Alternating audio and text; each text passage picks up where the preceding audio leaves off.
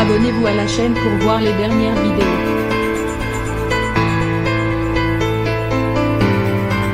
Invité dans l'émission On refait la télé sur RTL, samedi 4 septembre 2021, classe égale à HR El Jarret s'est confié sur sa difficulté à régulariser ses enfants. 5 ans après leur naissance, ces jumeaux n'ont toujours pas la nationalité française. Pour rappel, en 2016 Jarry était devenu papa pour la première fois de jumeaux.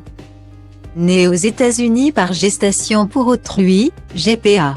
Depuis l'humoriste profite des joies de la paternité. Mais un problème de taille subsiste toujours. Ces enfants ne sont toujours pas de nationalité française.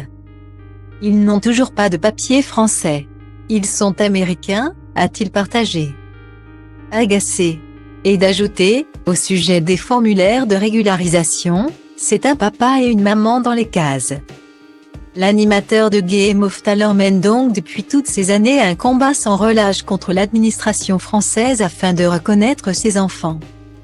Aujourd'hui, il y a plus de 80 000 enfants nés par GPA en France, et ces 80 000 enfants méritent d'avoir le statut français, a-t-il ensuite déploré.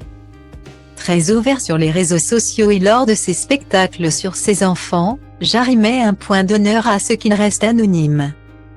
J'ai décidé d'être une personnalité publique, et je pense que mes enfants n'ont pas décidé d'être des enfants publics. Ils sont complètement protégés de ce que moi, je vis, parce que c'est mon choix de vie. A-t-il expliqué, indiquant vouloir les protéger des messages violents dont ils peuvent être victimes. Dernièrement, l'humoriste a d'ailleurs été la cible de nombreuses critiques sur la toile. Sa nouvelle émission Game of Talent ayant pris le créneau de Koh-Lanta sur TF1. Cela lui a valu une menace de mort qu'il avait partagée en story Instagram.